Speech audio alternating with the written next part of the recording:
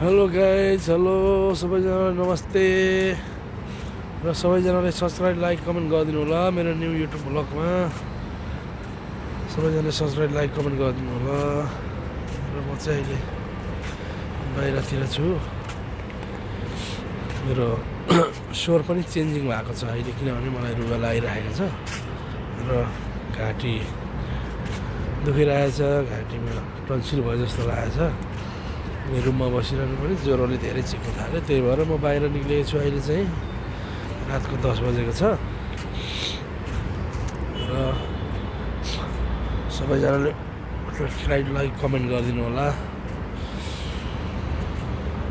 के गर्नु हजुर, परदेशी जिन्दगी।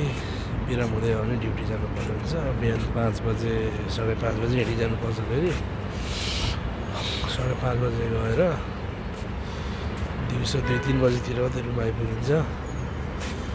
बिराम भएँ भन्नु पाइन्न, परदेशमा गाह्रो छ।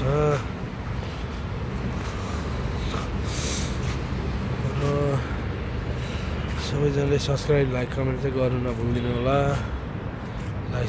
लाइक, कमेन्ट, सेयर, सब्सक्राइब गरिदिनु होला।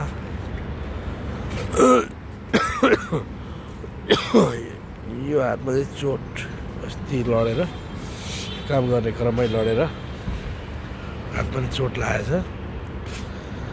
लास्टमा घाँटी दुखेर भोइस बिग्रेको छ, मेरो स्वर बिग्रेर धेरै घाँटी दुखिरहेछ। रुगा खतरा लागेछ मलाई।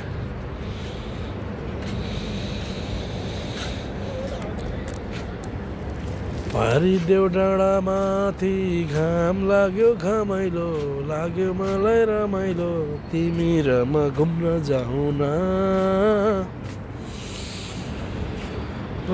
गाइस, सबैजना सब्सक्राइब, लाइक, कमेन्ट, सेयर चाहिँ गरिदिनु नभुल्नु होला प्लिज। र